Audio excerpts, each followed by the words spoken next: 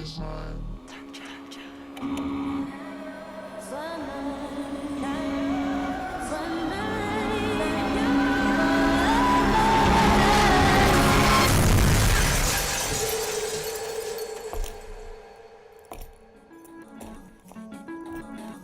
ready? I've been ready. What are we waiting for? The boy is mine. Let's go, Grizz! Let's go! Oh, John Moran just broke the rim with that finish. Defense, take that ball! Defense, take that ball! Jared with a rejection. Give me that! Moran digs at it, knocks it away. Picked up by Pippen. Bob, Brandon Clark. Ooh, on that rim!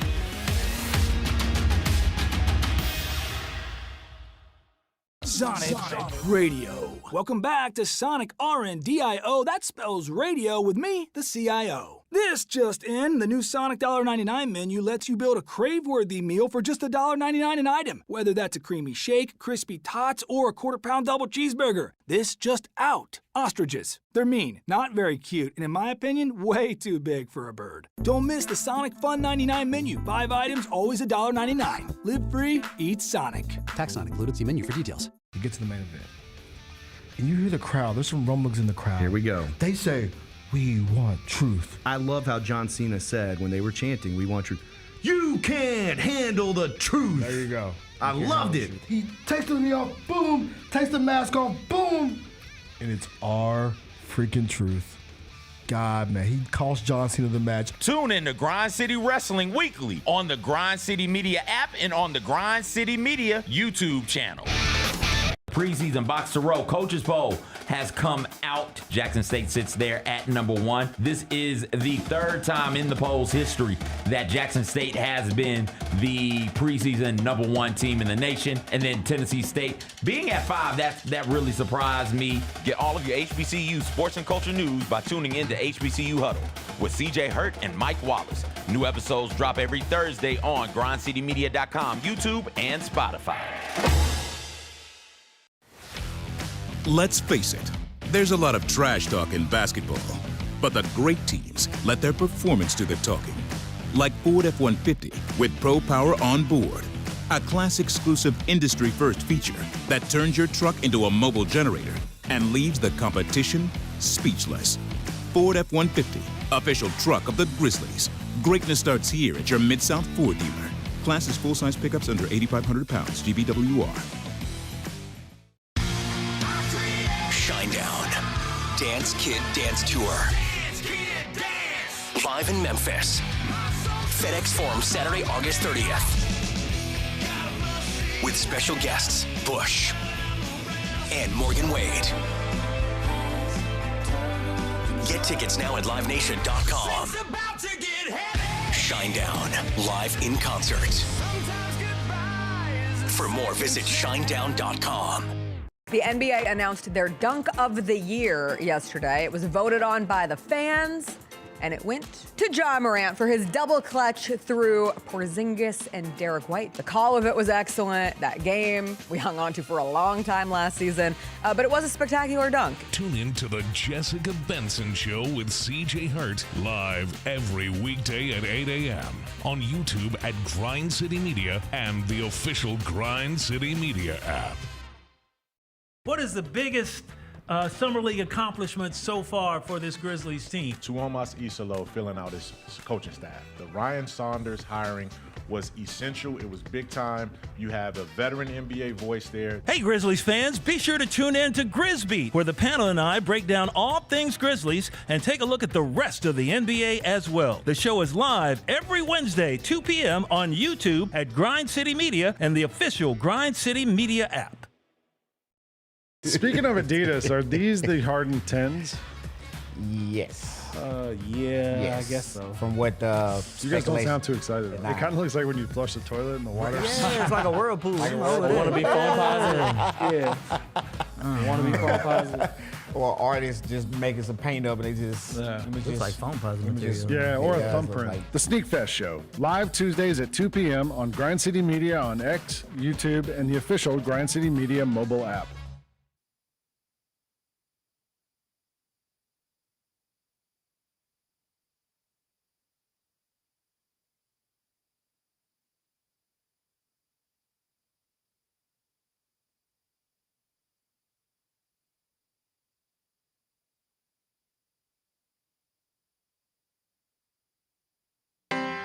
Live from downtown Memphis, this is the Chris Vernon Show on YouTube at Grind City Media and the official Grind City Media app. Now, here's your host, Chris Vernon.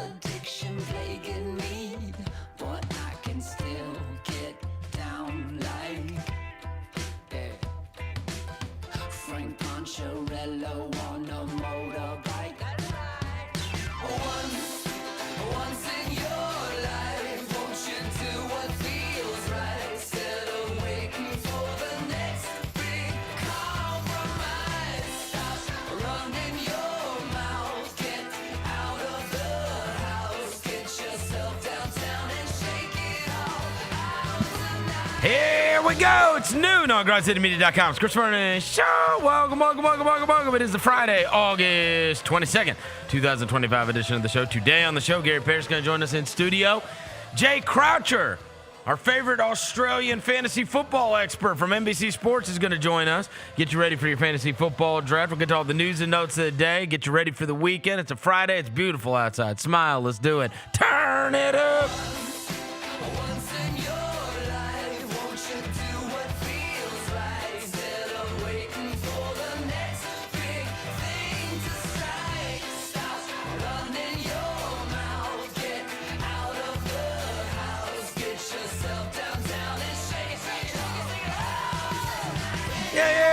Yeah. I hope everybody's having a good day.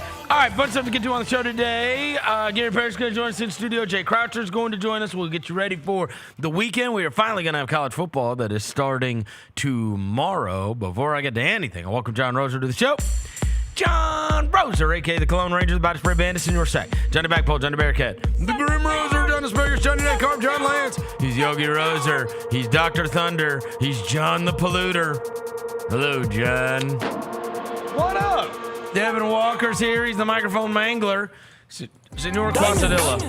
Mr. Math, Navajo Joe, the reporter, the photographer. He's Walker 93. How you doing, good people? Food Truck Friday is upon us. Food Truck Friday is upon us. It gets a great review from me. I went to Scrap, whatever it's called. Scrap. Because on the thing it says, make sure you scrape your plate. So, my brain gets a little confused. Got the 3-piece wings with the seasoned fries, honey gold seasoned wings, busting. We went to. I got sticks. I got the dynamite chicken, and it was dynamite. It was great. Yeah, and what's the name of the icy place that's out there? There's like a dessert truck. Shout out to the icy place. Icies. It's a nice icy. I got strawberry lemonade with pineapple, and it was amazing. What's the name of it? Give them a shout out. What the word is kind of long. Ooh, what does it say? It's a weird font. Artrianas? Yeah. Keep going. Yeah, that's what I had right there. Yeah, keep going. Go all the way to the end. I was trying to get my steps in. The egg roll place. I went to the egg roll place. Hey, is Bennett out there? Trying to find Bennett out there. Bennett and I accompanied each other. Pork chops. We went as a team. Oh, you went as a duo? Ben and I went as You ate the egg rolls? I ate one of them. And? I like an egg roll. You like egg rolls? I have for the egg rolls. Was they fire? Egg rolls are good. I like egg rolls. Tell your guy Bennett to put the egg rolls down, get his footwork together, because guess what? Slow feet don't eat. Slow feet don't eat. You did cook him. Yep. At the Billy J. Murphy complex. Damn right I did. That was a tough one. Yeah, that was a tough one. Because he didn't even bite. He did not bite on the stop and go. He did not bite. He was just slow. He's just slow. You just beat Slow him. feet don't eat. Yeah, you didn't trick him. Yeah. He just can't move. Yeah. Whose fault is that? Yeah. I'm going to challenge me. I don't think you should be bragging anything about it, honestly. No, if he would have covered me, y'all would be like, "Oh, you got clamped by Bennett." No, if you got clamped by Bennett, you would not have been on the show anymore. Exactly. Let's be clear. Let's be clear. That's why they cook him. If you can't beat a late 30s man with a beard, and I'll just leave it there. I can add on to it if I need to. But if you can't beat a late 30s man with a beard, you got your own problem. Not gonna lie, somebody downstairs was like, "Bro, is Bennett like 48 years old?" I said, "Nah, he's like late 30s." That's tough. It's tough. That's tough. It's tough. Speaking of us being out at the Billy J. Murphy complex for the University of Memphis football team earlier this week, Devin woke up to a very nice text this morning, I am told. Yeah, usually I get good morning texts from my people. Sometimes I get a text from y'all. Yeah. As soon as I get good morning text from a little stink, you never know.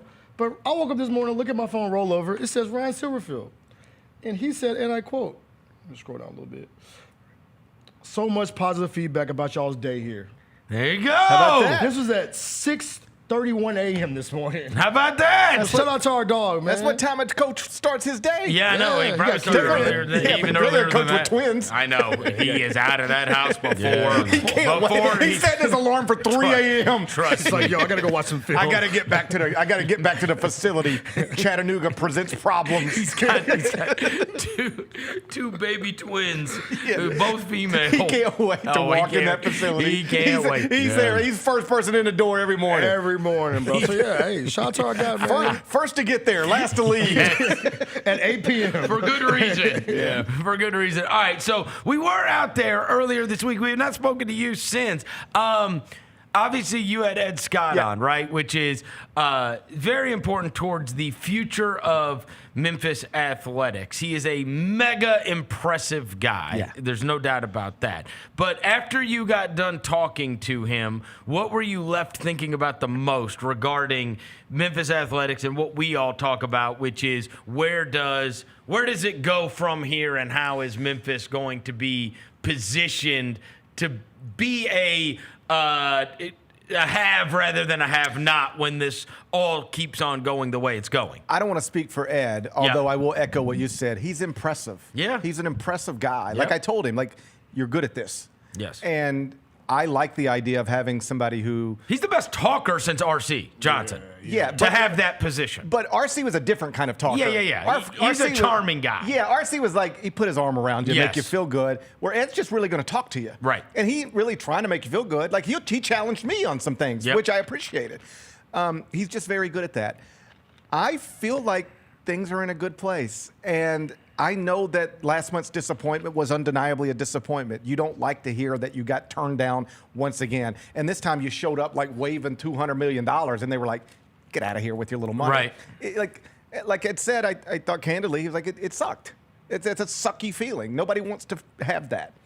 But he said something subsequently that stuck with me. And if you would have asked me this a week ago, I'd have said, if I'm imagining, this is what I imagine. But hearing him hint at it meant something to me. He didn't get into specifics. I want to be clear. I'm not speaking for him. He didn't say this. But he did say, you know, there's some talk about another power conference where some schools could be looking to leave. And that is clearly the ACC. And schools have been looking to leave there, hiring lawyers, trying to get out of the grant of rights deal.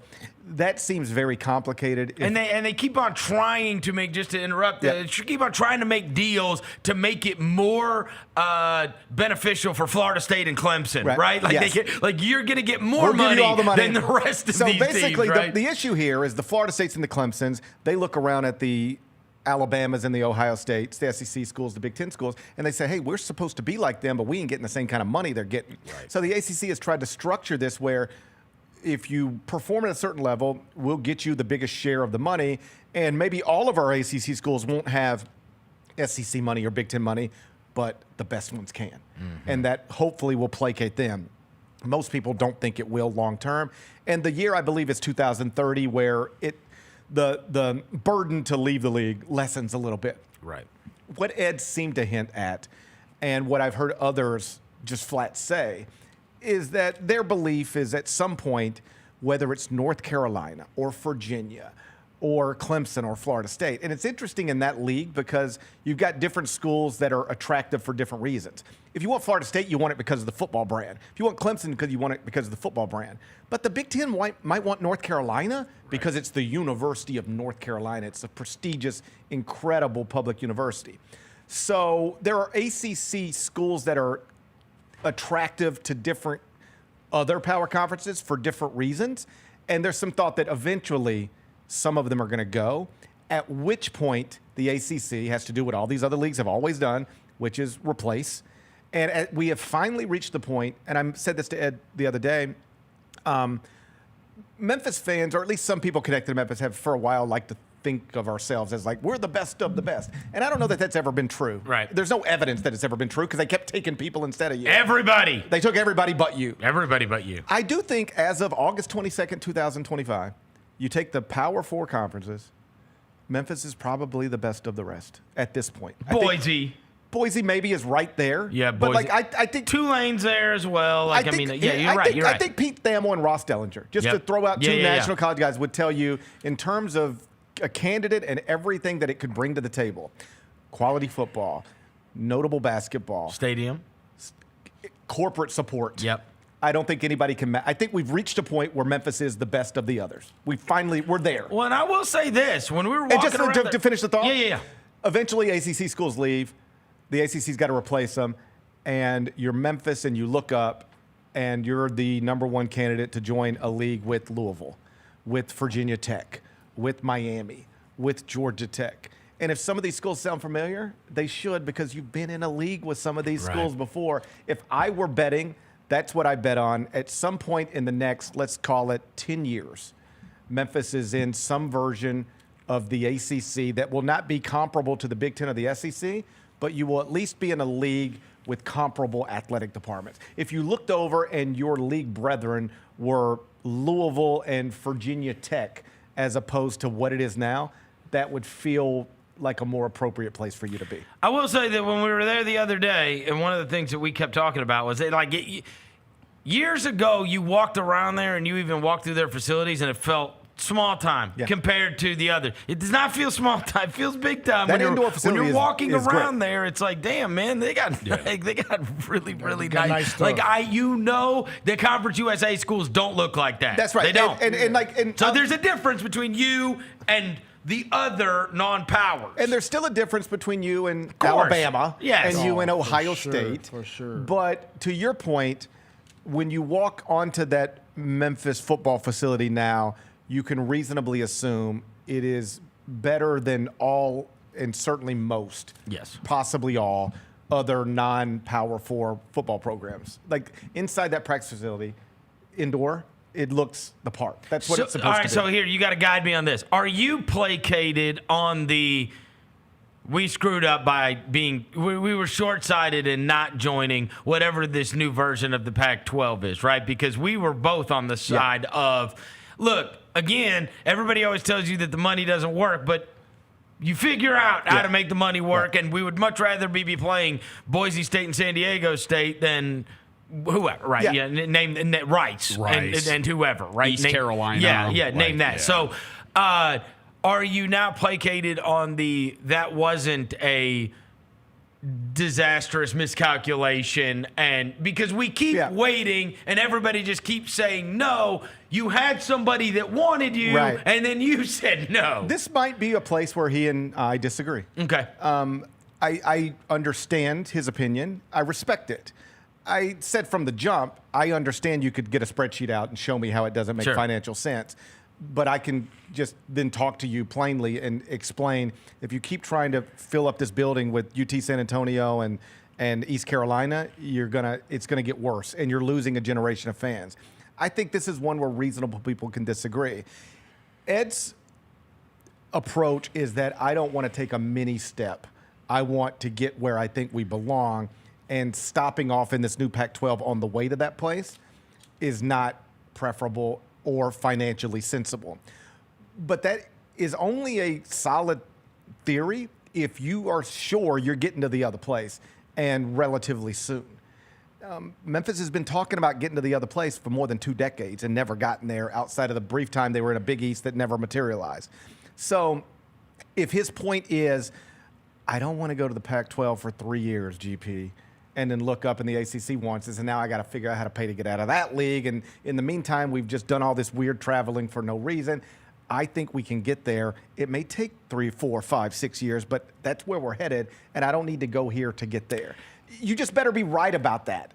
And he might be that he has an institutional knowledge because he was at Virginia. He may feel like he knows the way that conference is headed better than, just a pipe dream of, hey, we could go to the. He might actually know, administrators, et cetera, that hey, this could be in the cards. Of course. And I didn't press him on that because he did have that connect. Well, he came from Virginia, right? Absolutely. Yeah. I could show you notes. I had it in here. Hey, you used to work in the ACC before you worked here. You should have a better gauge for what's happening there. Sure. He had already made it clear he didn't want to get specific. Yep. But yes, I think that matters. Yeah. Now, my whole thing is, I can buy that. I mean, you would know better if you were at Virginia than you would about other conferences in terms of the inner workings of said conference. Yes, I just think you have to be right about it. Yeah. If you're going to pass on a better option, which is the new Pac-12, because you think this even better option is right around the corner or just even a little ways down the road, you got to be right about that. Because I can just tell you, frankly. Well, and the other scary thing is he's so impressive and such a good talker. What are the chances he sees it through? Well, there you go. Right? I mean, by the time this even comes, he could be next AD at Virginia. That's right. Or, wherever. Right. Here's the truth. Athletic directors he's young. He's 45 years old and sharp. He'll have job offers. Absolutely. Just him being able to rally, and I don't want to say that he did it by himself because I don't even think he would tell you he did it by himself. But him being the face of rallying $200 million in corporate support, that. If I'm looking for ADs at the power conference level, I'm going, well, I got that done there. Yep. Absolutely. I didn't even know we had a connection with Lowe's until this thing. You ready? I didn't plan to talk about this, but I would bet on this. If Memphis ever gets into a power conference, it'll be under a different athletic director. Mm-hmm. He might be the one to set you up to do it, but he might not see this thing through because he's so impressive somebody else would try to hire him. But yes, he seems to believe that is a realistic thing that could happen down the road. My whole thing would be you just have to be right about that. Because if you look up in 10 years and you're still in this league, then you... If you look up in 5. Seriously. I don't disagree. With this rapidly as this is changing, and you talked about this on your show today. When I was driving in, I heard you talking about the story of the SEC by next year going to 9 SEC games. Right. And the Big Ten is going to do what they do, and you're going to look up, and it's like, bro, they're not going to play you. We're never playing Arkansas again. Well, that's the problem. Never. The 9 SEC... They're not playing you in one of those 3. Well, it's really one of the 2 because it's a 9-game SEC schedule, plus you have to play a Power 4. Yeah. So you got to play... You now, if you're Arkansas, Mississippi State, Ole Miss, everybody, you have to play 10 Power Conference games a year. You only have 2 left over.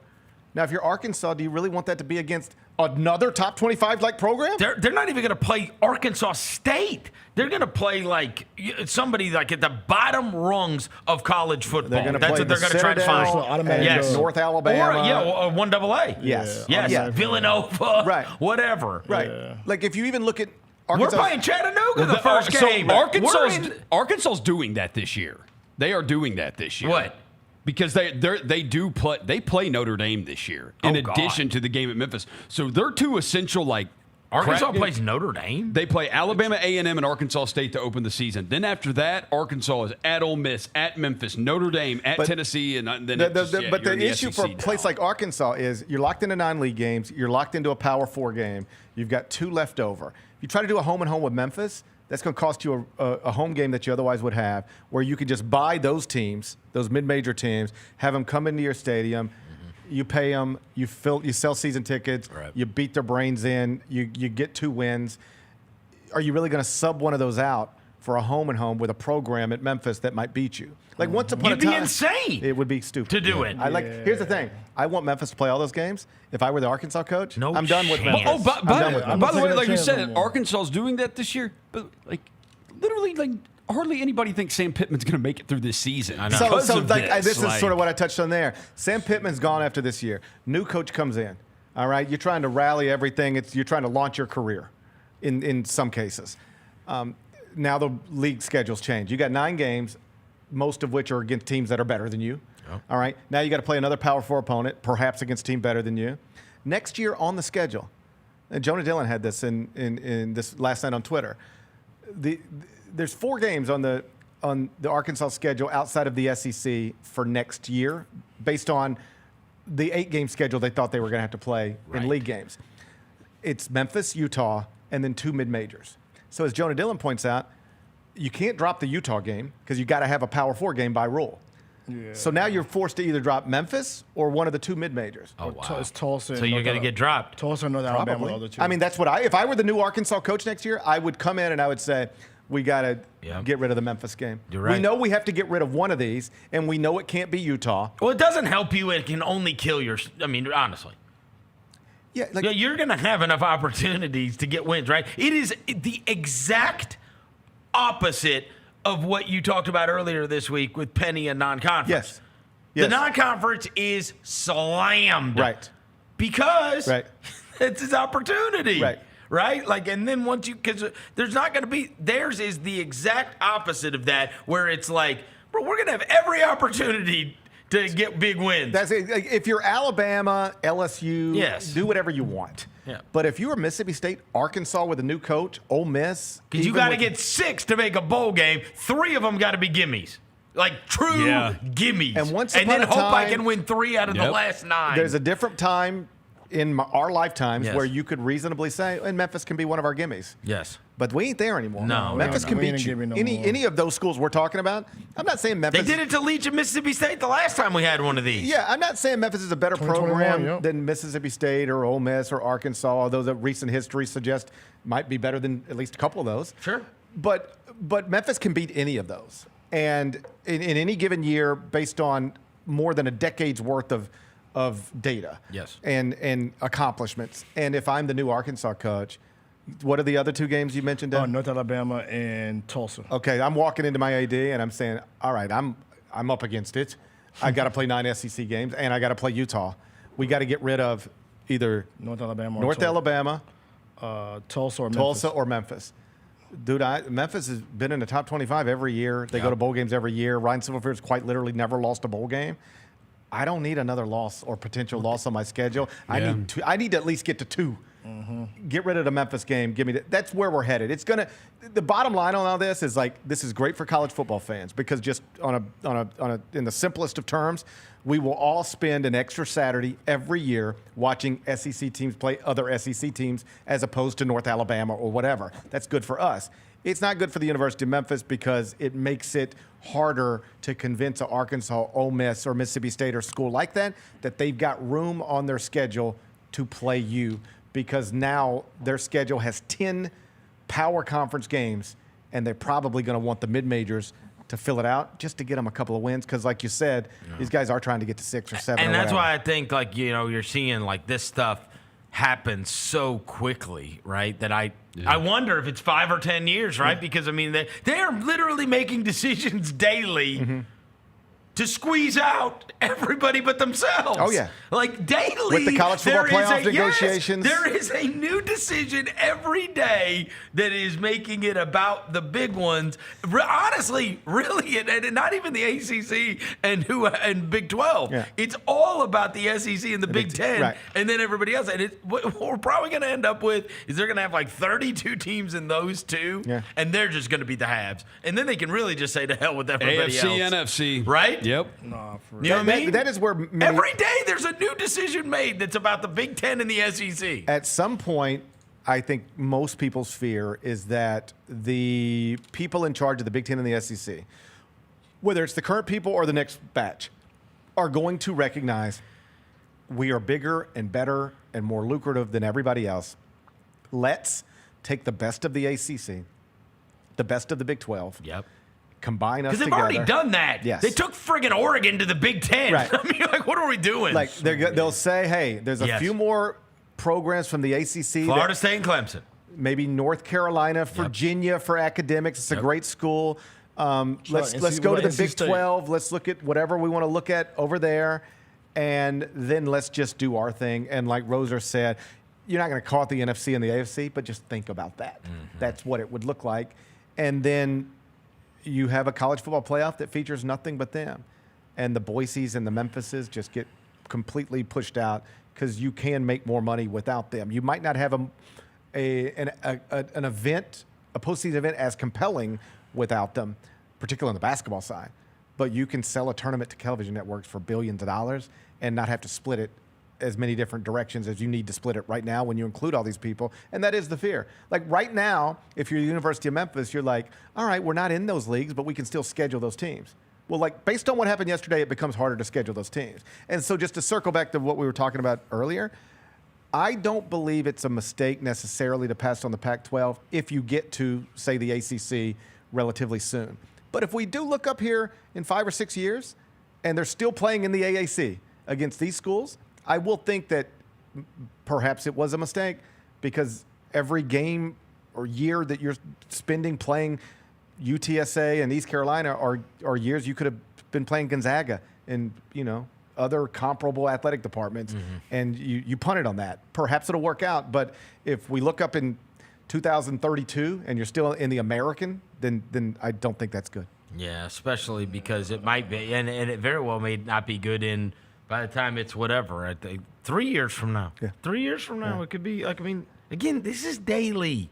You just did a show this morning about how the SEC is squeezing out. There's only a couple of games that they could possibly play you in. Right. And you have no chance of getting one of those games anymore. I don't want to say no chance, but they're not playing you ever. Yeah, why? Like if I were, why would they? Here's what I would tell you. If I were the Mississippi State coach, no way. I'm going to play my 9 SEC games. Yes. I'm going to try to schedule the worst Big 12 team I can schedule. Yes. And then I'm doing a couple of mid-majors, and that's my schedule. I'm not messing around with a Memphis program that will fill up their stadium against you and perhaps beat you because they've done it before. That Arkansas game is way bigger to the Memphis kids than it is to the Arkansas kids. 100%. What are we talking about? 100%. It's the biggest game on the schedule. It's going to be a sellout. When you get to that game, the Memphis players will be fired up like it's the Super Bowl. And the Arkansas players will be like, yeah, we got Auburn in a couple weeks or whatever. They actually have Notre Dame a week after. I give you an example. So it was you were talking about like the ticket thing. Go Tigers, go! I jumped on it when I was like I didn't even looked at these in terms of like the tickets, whatever. There's a 3-game pack on there for Memphis, right? Yeah. Like you can get a 3-game pack. And it's honestly, it's away. So it's Arkansas, and then I think Tulsa and South Florida. I think that's what it is. Forgive me if I'm wrong, but I think those are the 3. Maybe Tulane, but those are the 3 games. But the first one is Arkansas. And then if you go to Arkansas to buy a single game, right? Like, it ain't that much different. Right. Right? Right.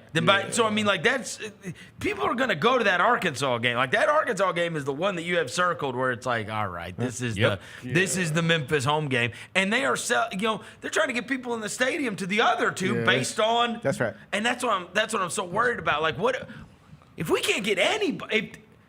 The highlight of our schedule cannot be a game against friggin' Navy or Tulsa. It's you know what I mean? Like we have to. I thought last year have somebody. I thought last year both in football and men's basketball were instructive of where we're at.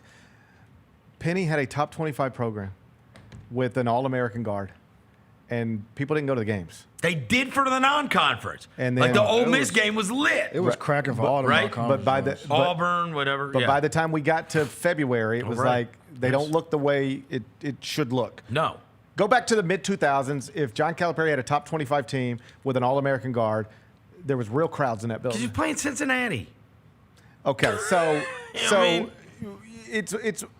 I think there was a sentiment among some people connected to the university at one point where, hey, if we're good, then everything else will take care of itself. But we now know that's not true. Yeah. The basketball team was good, and it didn't take care of itself in terms of attendance.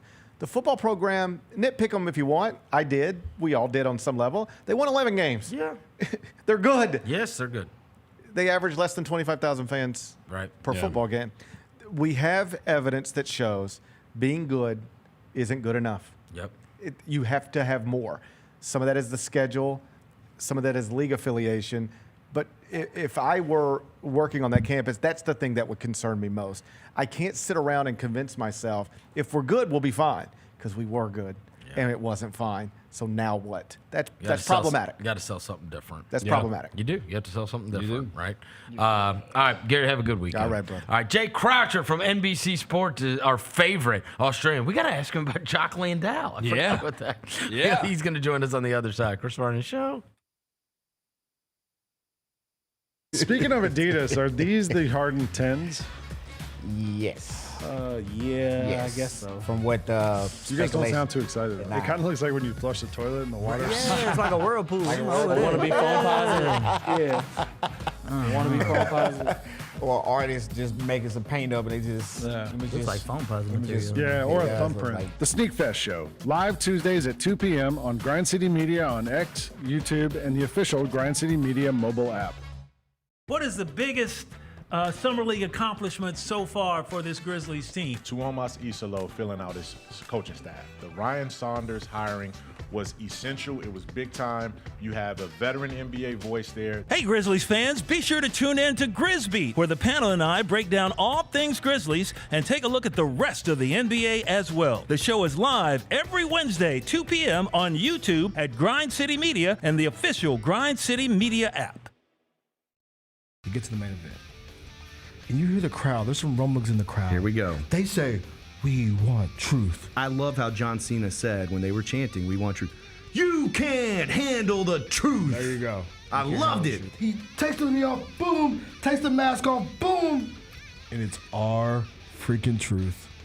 God, man, he cost John Cena the match. Tune in to Grind City Wrestling weekly on the Grind City Media app and on the Grind City Media YouTube channel. Shinedown. Dance Kid Dance Tour. Live in Memphis. FedEx Forum Saturday, August 30th. With special guests, Bush and Morgan Wade. Get tickets now at livenation.com. Shinedown, live in concert. For more, visit shinedown.com. Kroger shoppers and Grizz fans. Want exclusive last-minute discounted ticket deals texted straight to you? Sign up with the new Kroger Buzzer Beater deal. Fans can sign up by texting Grizz to 636-479 or visit your local Kroger store in the Delta Division and scan the QR code. By signing up, you agree to receive recurring automated promotional and personalized marketing text messages from the Memphis Grizzlies. Consent is not a condition of any purchase. Message frequency varies. Message and data rates may apply. Let's check the over-under totals. Alabama, Georgia, and Texas all at 9.5. LSU, Ole Miss, Tennessee at 8.5. I love Ole Miss over the 8.5. I think Ole Miss can win 9. But Ole Miss, they're gonna, Ole Miss, they're gonna lose to Arkansas week. But they could go 9-3. Like Ole Miss winning 10 games They always is always pull some like crap like that. Ole Miss winning 10 can seem a bit of a stretch, but they can win 9. They're gonna lose at Kentucky week 2. The Odds Couple, live at 2 p.m. on YouTube at Grind City Media and the official Grind City Media app. Scotty Scheffler ran away with the Open Championship this weekend. My God, this guy, he's not real. Have we reached the point with Scotty Scheffler where you don't have to care a thing about golf, but you still know there's a dude named Scotty Scheffler who is awesome at it? He is solidified himself as one of the greats in the sport. At this point, probably of all time. The Gary Parrish Show, live on weekdays at 10 a.m. on YouTube at Grind City Media and the official Grind City Media app. Catch us if you can at Southland Casino Hotel and win your share of up to $1.8 million in free play and prizes. Join us for drawings every Saturday in May, June, and July. Each month, over 900 winners will take home free play or drive off in a new car or motorcycle. Be there for all 6 grand finale drawings and try to catch us if you can, only at Southland Casino Hotel. Must be 21 up. Play responsibly. For help quitting, call 800-522-4700.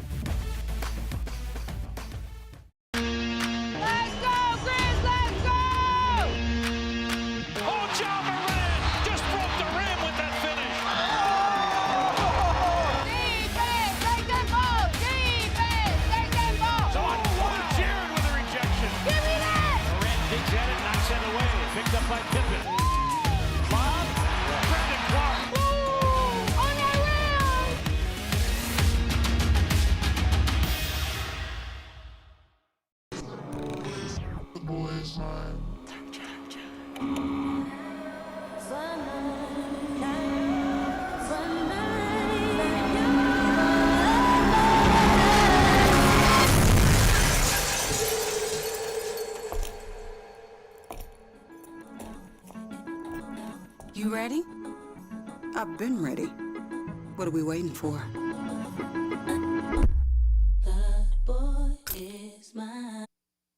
Welcome back to the Chris Vernon Show on YouTube at Grind City Media and the official Grind City Media app. Now, back to your host, Chris Vernon. Just be cool. Throwing dead presidents. Look alive. Party is the evidence. It's a vibe. Celebrating excellence.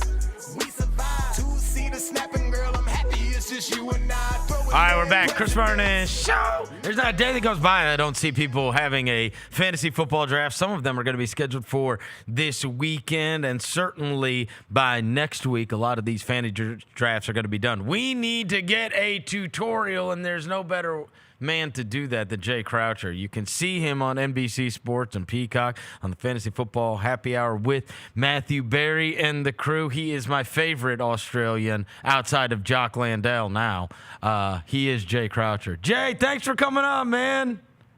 Thanks for having me, Chris. Love to get your full top 10 of your favorite Australians. I wonder where me and Jock Landale slot in with Hugh Jackman and Kylie Minogue.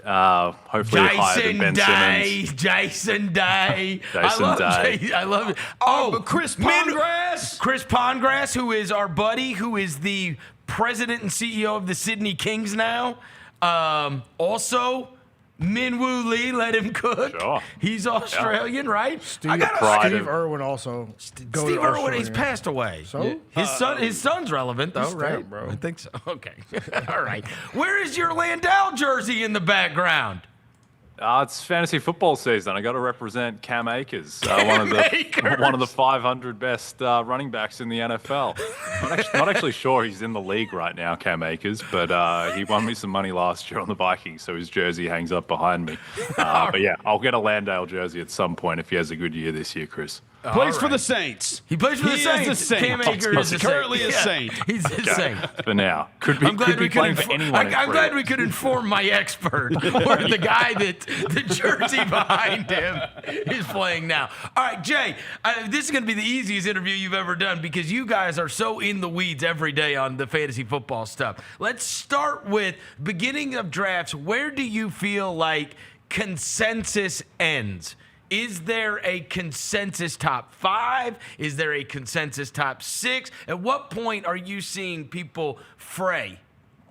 Yeah, so I think now there's kind of forming to be a consensus top 2, which is Jamar Chase and Bijan Robinson. Bijan has changed his pronunciation from Bijan to Bijan, which is a new running back thing after Devin A-Chain became Devin A-Chan as well. So not sure who's going to be next in this line, but I think those are the top two guys. I think that Saquon Barkley, obviously, he is in that discussion as well, but I think the fact that he had 482 touches last season total, the fact that he is on a little bit the other side of the aging curve, and the Eagles unlikely to go 14-3 again. So a little bit worried about Saquon. He gets vultured at the goal line by Jalen Hurts with the tush push, doesn't get a lot of pass game usage. So I think the top two guys, I think those are pretty etched in. And then after that, it's Justin Jefferson, CeeDee Lamb, Jahmyr Gibbs, Saquon. I prefer to be more at the back end of that because I think that guys like Christian McCaffrey, I think he is every bit as likely to have the season that Saquon might this year. So if you're not in the top 2, I'd rather be at the end of the first round. So really, even by pick 3, you are seeing all manner of different people getting selected with the 3rd pick. Yeah, I think so, because it just depends on what your philosophy is. Like, do you want generally wide receivers are safer because they're just less injury prone than running backs, but less attrition at the position. So CeeDee Lamb right now is going 3 in a lot of drafts. In other drafts, though, you get Saquon or Justin Jefferson. Jahmyr Gibbs is surging up boards as well. So I think it is really eye of the beholder. I think Jamar Chase should be the number 1 player in fantasy. I think he's just got such a high floor with Joe Burrow. That defense might be even worse this year. So they're going to be in so many shootouts. I think he is the number 1 guy. And then I think Bijan is 2. But then after that, then there's a lot of uncertainty. Who is the player that has changed the most in the last month, right? Because there's some groups that do their drafts like super early. And then there are others that obviously are going to be doing it within this last week or even possibly next week leading up to the season to try to get all the injury information, et cetera, beforehand. But there's always guys that have burst onto the scene. They become the hot name that is getting taken a lot higher than maybe they would have even a few weeks ago. Is there a guy like that? And typically it's rookies, right? Yeah, so I'll give you two rookies who both fit that mold, whose average draft position has surged 40-plus positions in preseason. So one is Travion Henderson, running back for the Patriots, who's had an awesome preseason. His first touch in the NFL, albeit preseason, he runs a kickoff back for a touchdown. He is extremely explosive, and the guy he's competing for time with is Ramondre Stevenson, who is, not exactly peak 2012 Adrian Peterson in terms of a guy you need to dislodge from a backfield. So Travion Henderson is surging up boards. I think that might have gone a little bit too far because I don't think he's going to get workhorse usage. He didn't get that at Ohio State. He's dealt with injuries before. I think he's going to be the lightning to Ramondre's kind of adjacent thunder. I don't really want to say that Ramondre Stevenson has the thunder, but in theory, that is what he has. So I think that Travion is going to balance that out. And I think where he is going now might have gone a little bit too far. The guy I'm higher on and who has surged a ton is Emeka Egbuka, wide receiver in Tampa Bay, who they spent a first-round pick on, despite having maybe the deepest wide receiver room in the sport already. Chris Godwin, seems like we're not going to see him for the first month of the season, maybe even longer than that. And when he comes back, then he's going to need to ramp up. He's coming off a really bad broken ankle that's required a follow-up surgery.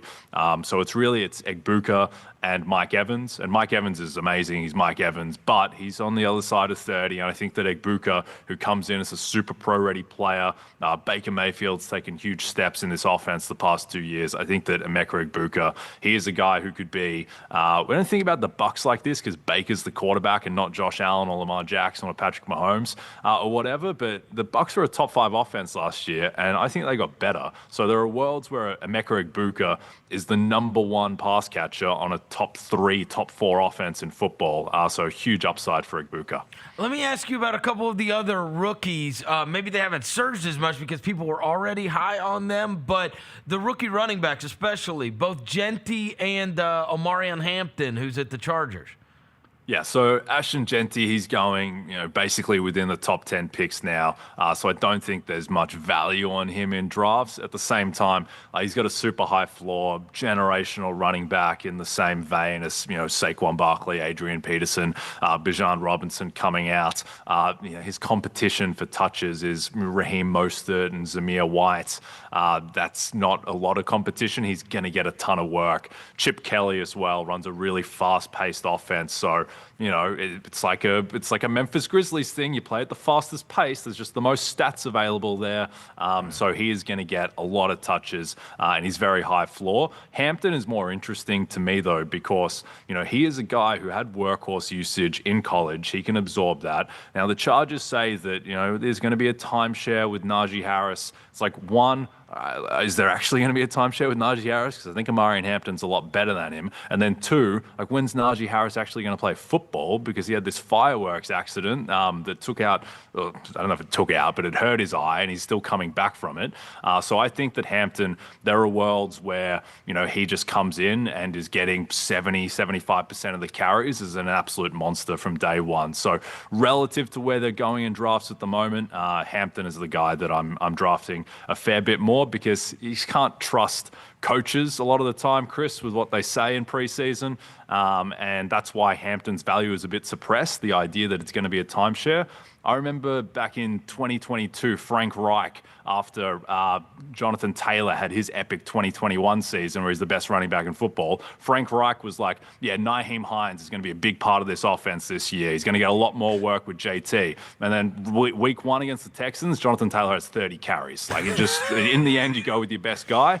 And I think that Omarion Hampton is that for the Chargers. Okay, let's get to, so you mentioned Travion Henderson and obviously Egbuka, and these are guys that between camp and the preseason obviously have helped their case a lot and have moved up a lot in drafts. Is there anybody whose stock has gone precipitously down because of the preseason? Yeah, so a lot of stuff is going to be injury related. Guys like Isaiah Likely getting banged up. A lot of every Packers wide receiver is hurt at the moment, outside of Matthew Golden, it feels like. So Jaden Reed's stock has gone down. Guys like Dontavian Wicks in that room as well. Chris Godwin, who we mentioned, just with his lack of clarity around a return, his stock is falling too.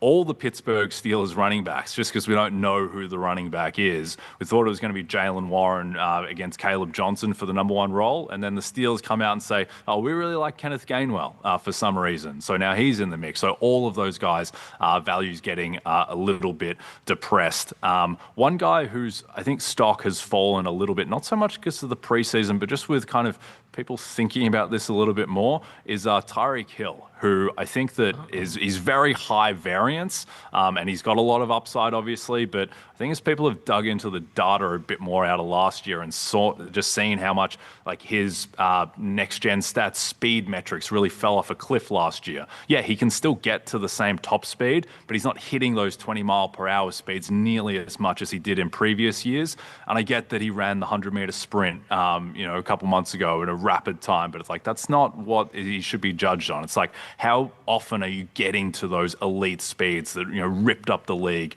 in 2023? And last year he wasn't getting there. And on the other side of 30, just weird stuff going on with the Dolphins, weird vibes around that team. So Tyreek Hill is one guy that I'm very much staying away from. Is there any of those? All right, so we talked about the injured guys. Inevitably, there's going to be somebody that like drafts one of these guys and he's on the bench and you get to put him in your, IR role or whatever. And then after a month, he's going to come in and he's going to help somebody win a league. Is there anybody that you are looking at that's going in and is an injury concern, but you're like, man, if he's around late, I certainly will take a flyer on him? Yeah, the guy for me, Chris, would be Brandon Ayuk, who Kyle Shanahan came out and said that probably week 6 is around the time that Ayuk is going to come back. And if you look at the Niners situation, Christian McCaffrey's there in the backfield, obviously. But in terms of wide receivers, it's Juwan Jennings, who's going through a contract disagreement at the moment and has a calf problem that may be a contract problem, not entirely sure, very unclear when he is going to be back. Ricky Pearsall is the number one wide receiver in this offense. Like Ricky Pearsall barely played last year and is being counted on to do a ton. George Kittle's going to be a part of the offense and too. he got shot, Jay.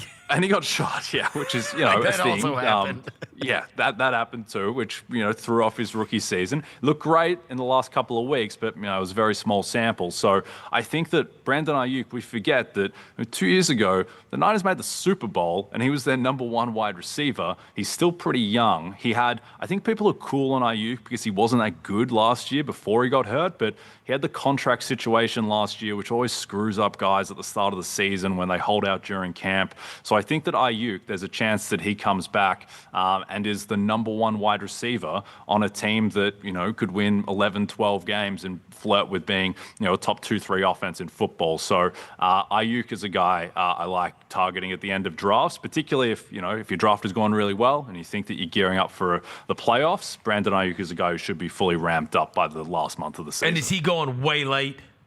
Yeah, Brandon Ayuk is going, comfortably. He's going outside the top 100 picks. So you can get Brandon Ayuk pretty late in drafts at this point. And then it might end up helping you. Like, that's a very good one, right? You could look up and now if you've got him and he's the number one receiver for the 49ers, you've got the number one receiver so late in your draft and he's just like a benefit at the end. And he really might help people win their drafts, right?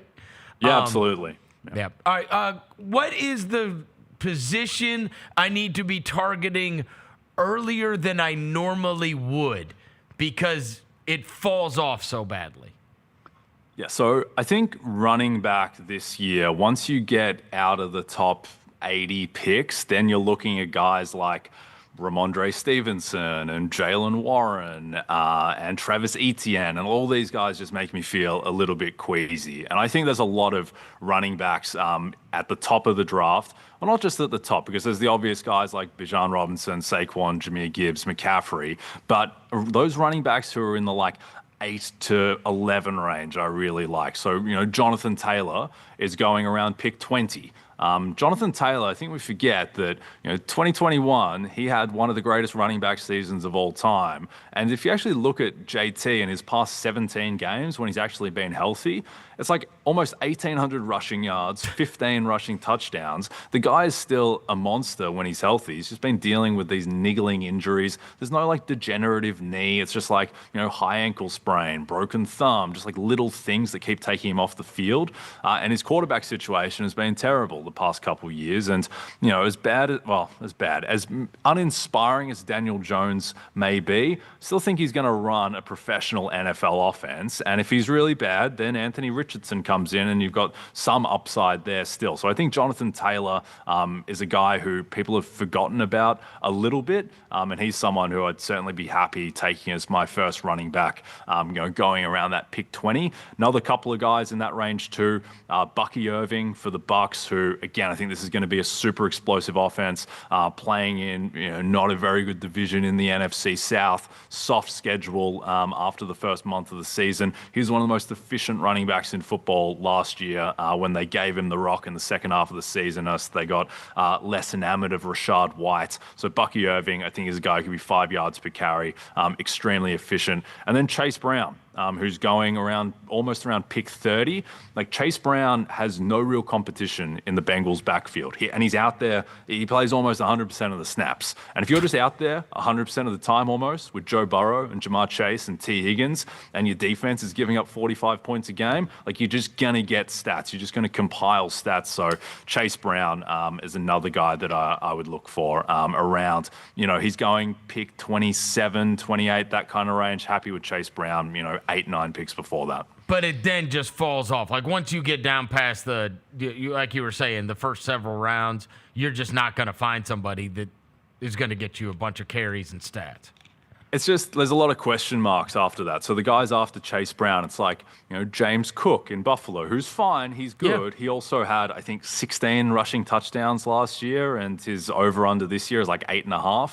Like, he's just not going to get as many touchdowns as he did last year. Then it's, Alvin Kamara playing for a team that might win 5 games. Chuba Hubbard in Carolina. Breece Hall, who may not even end up being the guy who gets the most carries in his offense because the Jets seem to really love Braylon Allen. So, there's still guys that you can find in, I like James Conner on Arizona, who's going pick 53, just a perennially underrated guy, very unsexy name, James Conner, but just very productive year in, year out. But I think once you get past Chase Brown, who's going running back 11, I do think there is a drop-off where there's just question marks around a lot of these guys. Like, Ken Walker is the guy going after James Cook. He's got all the talent in the world.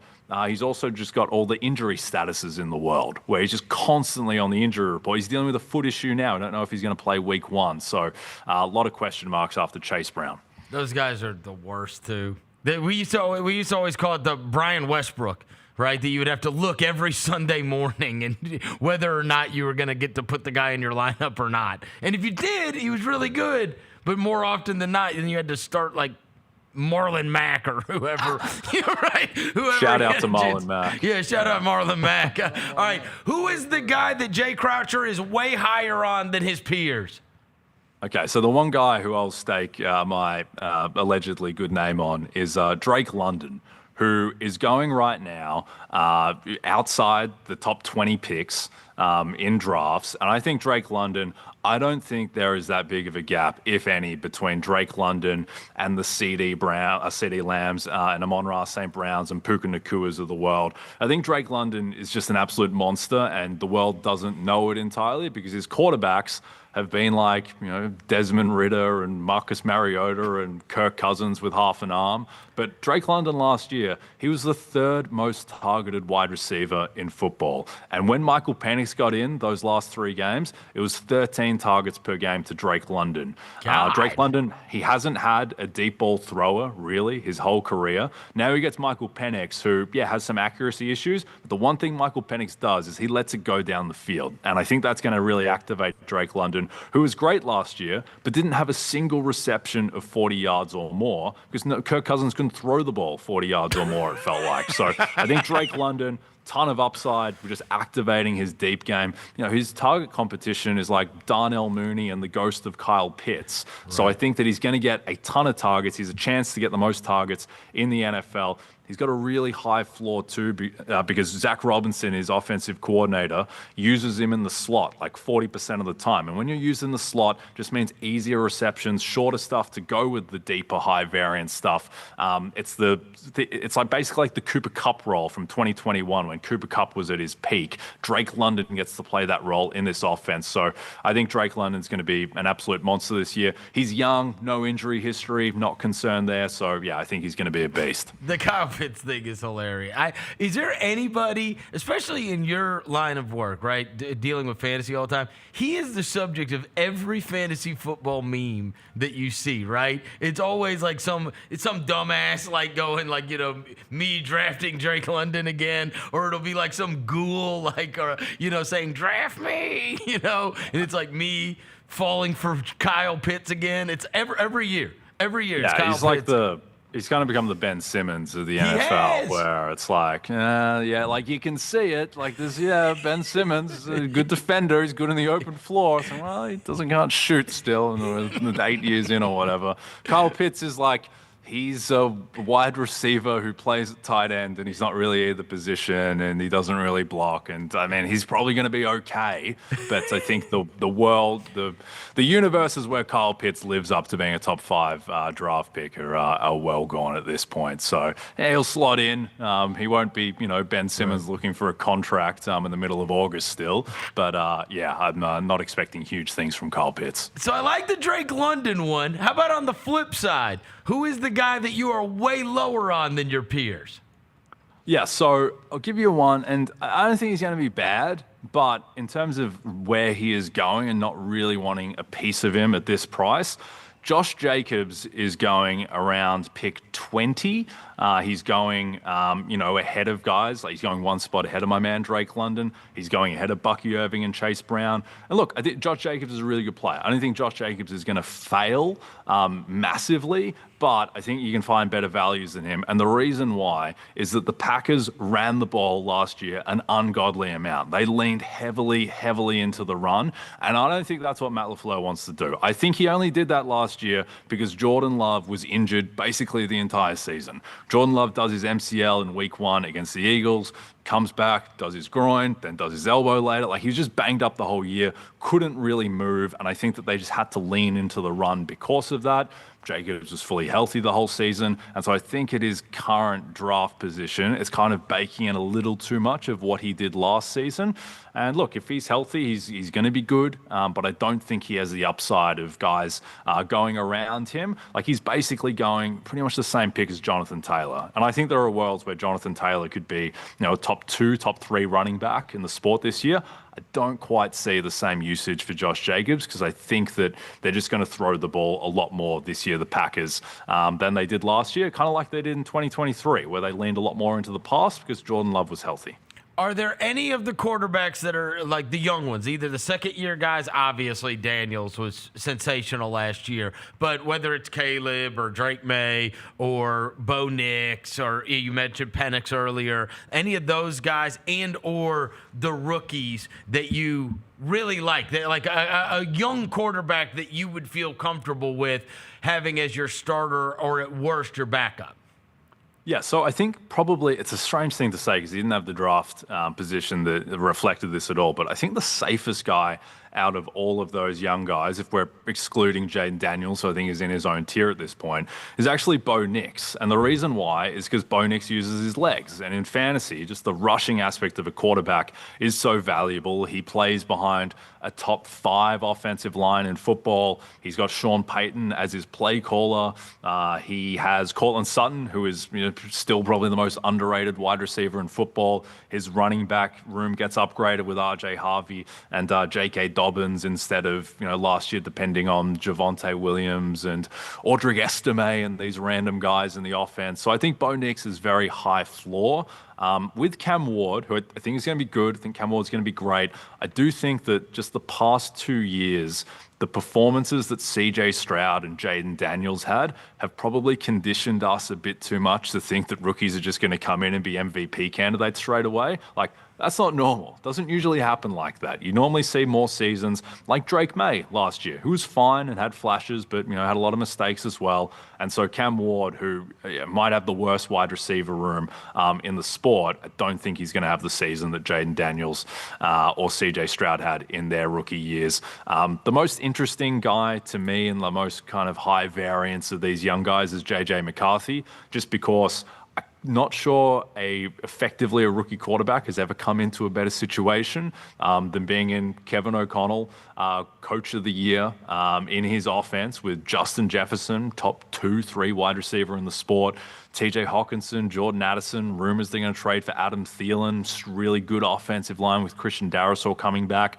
So JJ, I think if he's good, it's going to reflect because he's in an amazing context. I just think they might run the ball a bit more this year than they did last year. Last year, the only two teams that threw the ball more relative to expectation were the Bengals and the Chiefs than the Vikings. The Vikings were third. Like the top two teams, they had Joe Burrow and Patrick Mahomes. And then Sam Darnold in Kevin O'Connell's offense was third. I don't think that's going to be the case this year because they invested in Jordan Mason. They got Aaron Jones there. JJ first season, so I think they're going to be pretty run heavy, but JJ's certainly a guy with a lot of upside. One of the big stories this morning, or I guess the big story out of the NFL, was this trade that went down between the Commanders and the 49ers, Brian Robinson Jr. ending up in San Francisco. How do you take that? And what does it mean regarding, does it have any effect fantasy-wise on the players on either of those teams?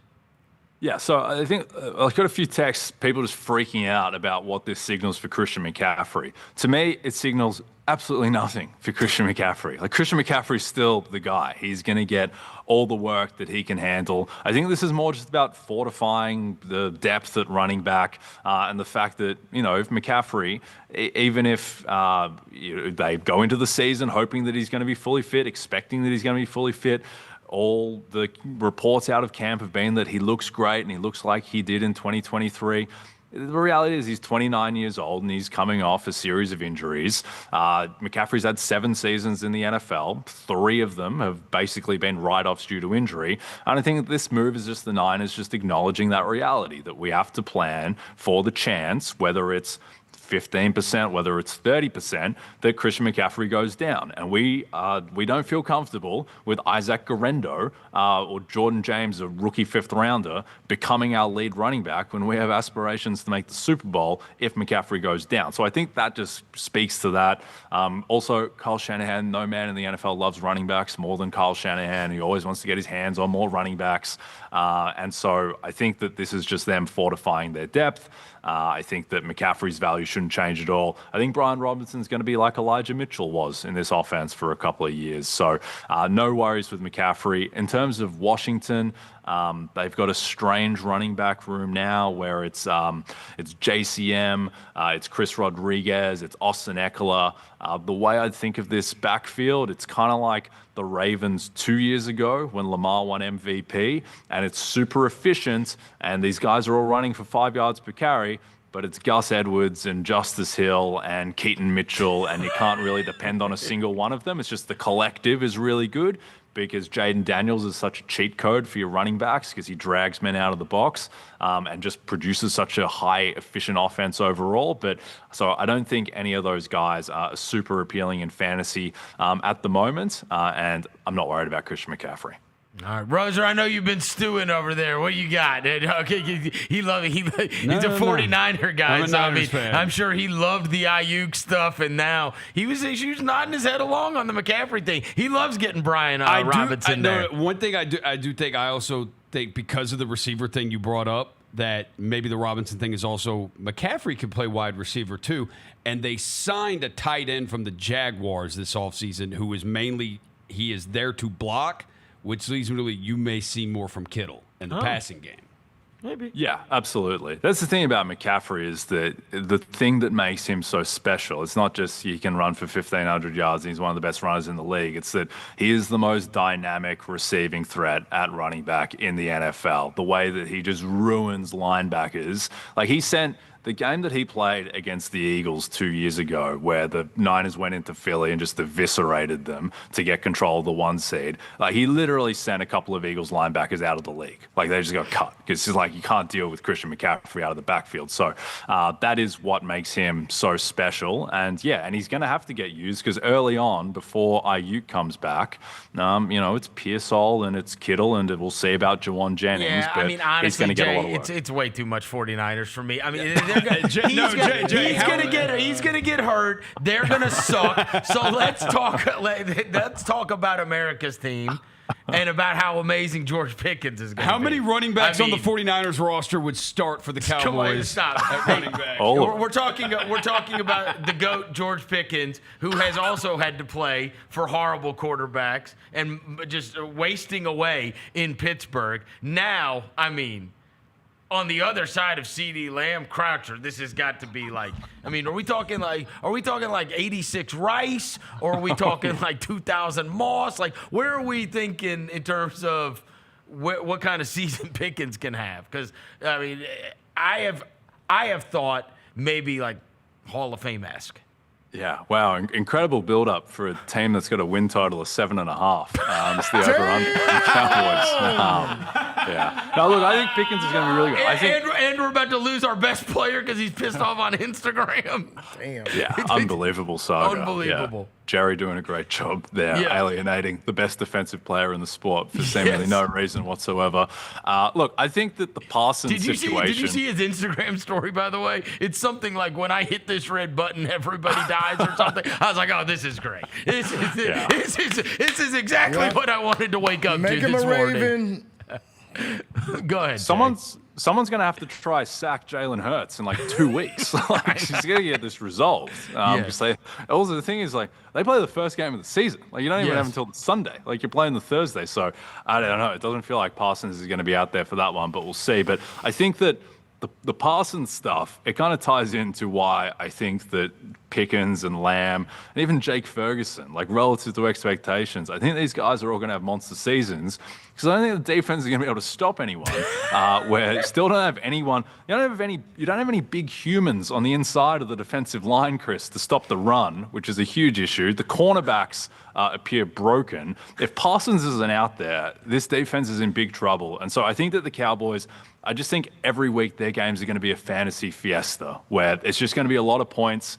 I think that Dak will have a little bit worried about Dak with just the amount of injuries that he's had and his mobility not being the same. But I do think the offensive line will be better than last year. I think the scheme will be a bit more creative. Just having CeeDee Lamb and George Pickens and Dak Prescott, I don't think your offense can really fail, even if the running back room is seeming like it's trying to make the offense fail. But I think that outside of Joe Burrow, I think Dak Prescott is the most likely player to lead the NFL in passing yards because I think he's going to just be in a ton of shootouts and those yards are going to go to CeeDee Lamb and George Pickens. So, yeah, I think those guys will have big seasons. You know what? My expectations aren't crazy high. At least I know for certain I'm not watching Cooper Rush anymore. He's on my team now. Unfortunately, I'm going to have to watch freaking Joe Milton, who's awful. I mean, this guy, he is pathetic.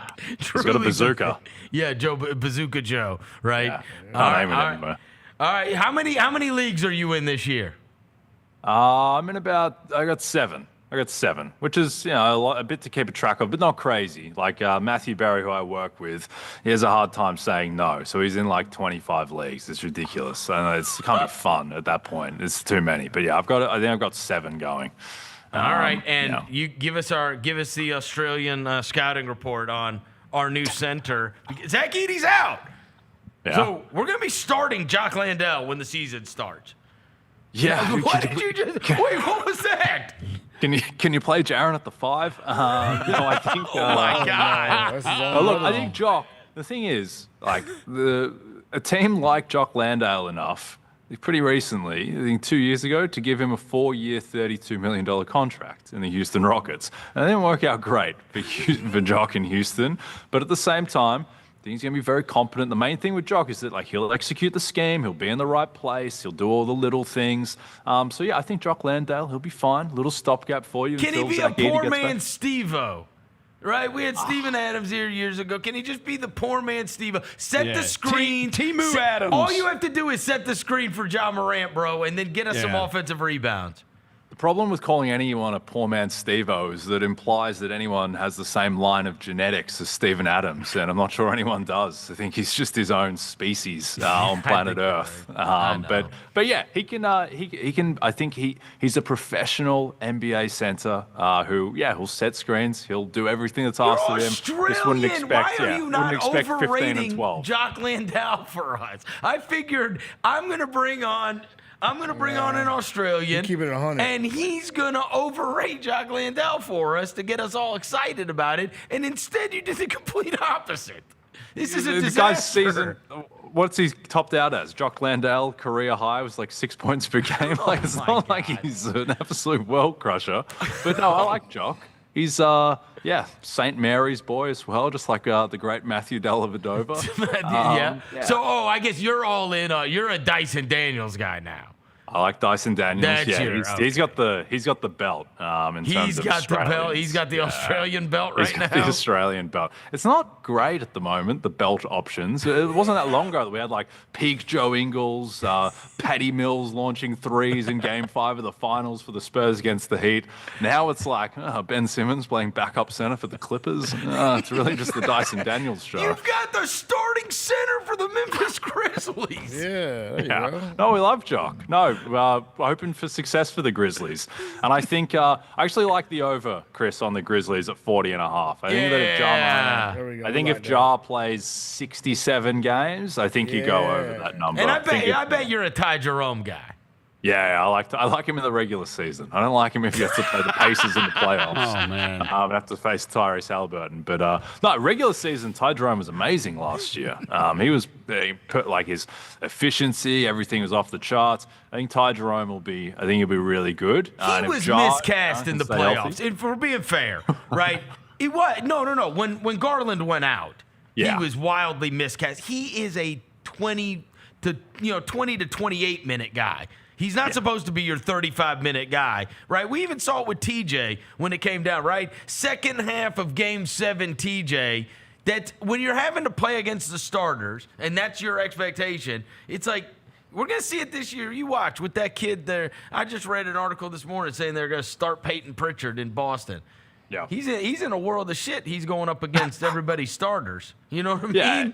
It gets harder. Also, like Ty Jerome, he was thrust into it being like, all right, you got to guard Tyrese Halliburton, right? Who's one of the 6 or 7 best offensive players in the NBA. And then, you've also got to be like the lead playmaker for a team that is the favorite to win the Eastern Conference. So, yeah, he was a little overcast. Also, like, he's never been in that situation before. Ty Jerome he's unsighted in the league until last year, basically. Right. So I think that, he'll be a big help in winning regular season games for the Grizzlies for sure. We also drafted Kobe in the first round. So Cedric Howard. Cedric Howard. We drafted the next Michael Jordan. Kobe Jordan. The next Michael Jordan's playing for the Grizzlies. So you better get on Kobe that. What? You take Kobe what? No, I like that. Give us one NBA hot take before you get out of here. Okay, one NBA. Yeah. You said you like the Grizzlies over, so you obviously have an awareness of that. So either a team that's going to be better or worse, or you think a player or something that has taken place in the NBA that you've been sitting on. Yeah. So one thing I think with the NBA this season, with the Western Conference, so right now the Thunder are the clear favorite, which I think is totally correct, and then you have Denver and the Rockets and the Wolves and the Clippers.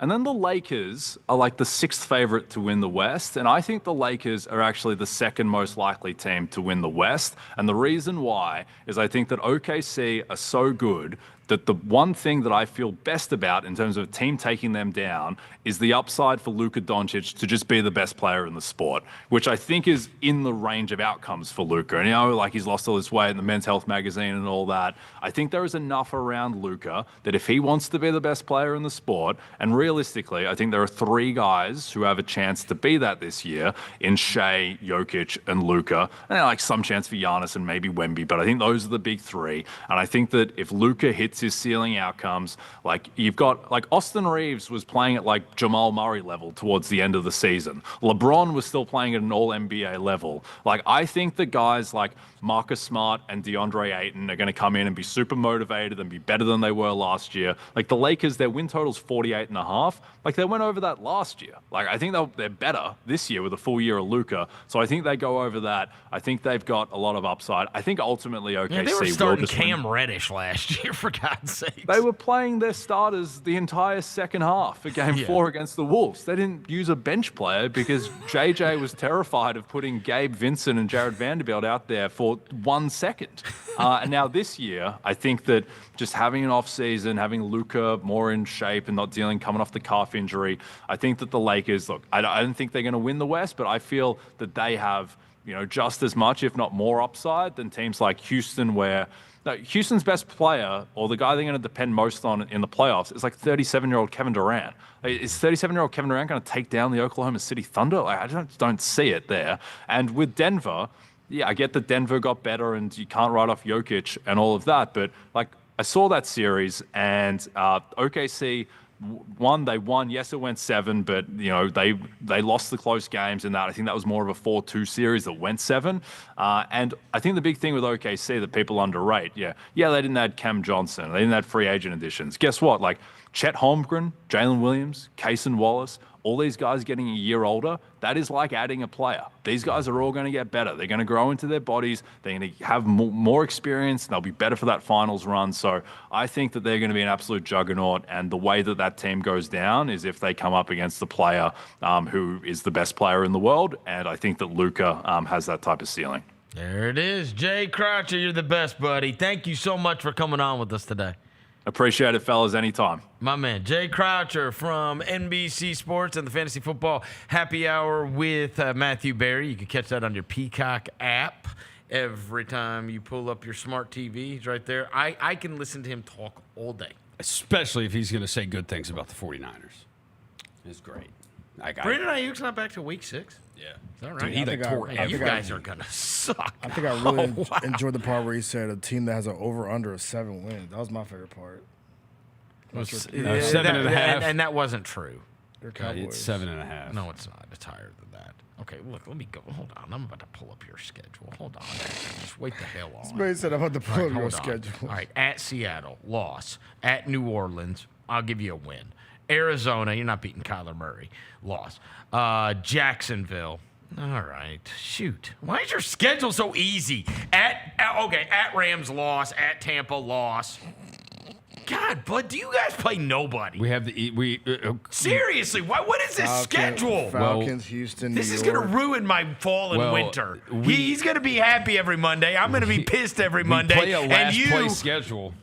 We play a last place schedule. We finished in last place last year, so we play a last place schedule. This is the first time. You finished in what? Last place. This is the first time in forever we have an easy schedule. In forever. Yeah.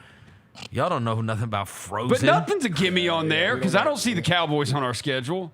How dare you? How dare you? They did beat y'all last year. Yep. We've beaten them like 6 times in a row. What's y'all schedule looking like? Huh? Impossible. We got the hardest schedule in the world. All we do is play awesome. Because you have to play the Eagles and the Commanders 4 times. I was looking at his schedule. This is a joke. You have to play the Eagles and the Commanders 4 times. Your schedule is a joke. Yeah, I know. It's not. If you don't go 15-2. That's why our team total is so high. Is because that. Because you don't play anybody. Yeah. God. You got Eagles, Giants, Bears, Packers. You got Jets, Panthers back to back. That's 2 wins, right? I hope so. All right. Take a quick break. We'll wrap this thing up after this. Chris Vernon Show.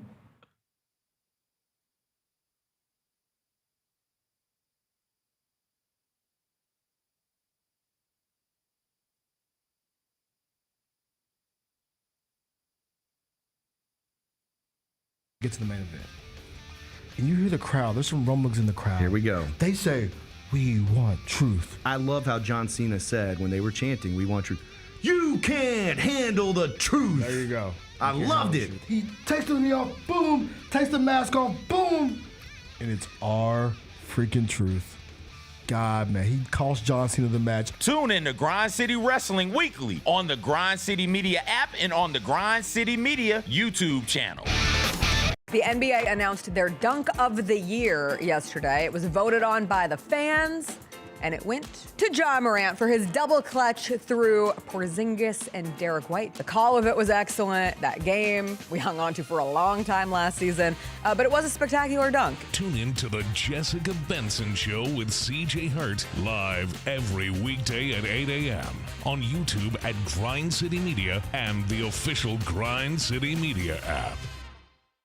Look at Mississippi State's schedule. They are not going to be favored in a single SEC game. They don't play They are only going to be favored. Their over-under win total is 3.5. They are only going to be favored in 3 games this year. That'll probably be Southern Miss, Alcorn State, and Northern Illinois. It's at Southern Miss, man. I don't know. And it's at Southern Miss. They might not be favored in that. Right. one. You don't know what Brett Favre's done to the athletic department. They have an awesome arena now. Right. The Odds Couple, live at 2 p.m. on YouTube at Grind City Media and the official Grind City Media app. Scotty Scheffler ran away with the Open Championship this weekend. My God, this guy, he's not real. Have we reached the point with Scotty Scheffler where you don't have to care a thing about golf, but you still know there's a dude named Scotty Scheffler who is awesome at it? He is solidified himself as one of the greats in the sport. At this point, probably of all time. The Gary Parrish Show, live on weekdays at 10 a.m. on YouTube at Grind City Media and the official Grind City Media app. What is the biggest Summer League accomplishment so far for this Grizzlies team? Tuomas Isalo filling out his coaching staff. The Ryan Saunders hiring was essential. It was big time. You have a veteran NBA voice there. Hey, Grizzlies fans, be sure to tune in to Grizbeat, where the panel and I break down all things Grizzlies and take a look at the rest of the NBA as well. The show is live every Wednesday, 2 p.m. on YouTube at Grind City Media and the official Grind City Media app.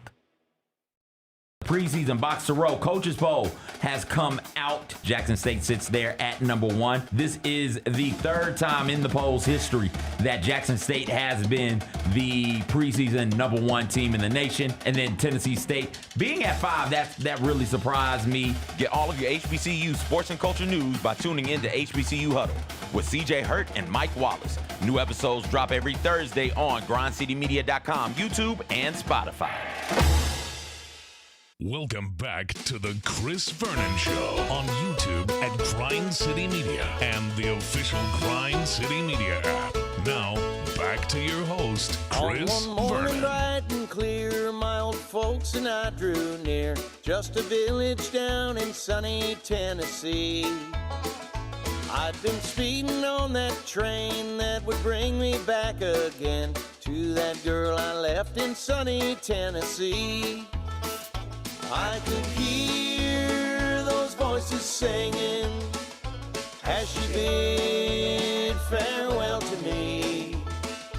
Far across the fields of cotton, my old homestead I could see. As the moon rose in its glory, then I told my saddest story of the girl I left in sunny Tennessee. All right, we're back. Chris Vernon Show. All right, before we get out of here, we do have, look, this NFL stuff that's going on this weekend. We talked to Jay Croucher about the preseason and who we should take in fantasy. Like, this is not the preseason time to watch. You know how you know? From last night. That's how you know. Yeah. Have you ever heard of a man named Ben Woolridge?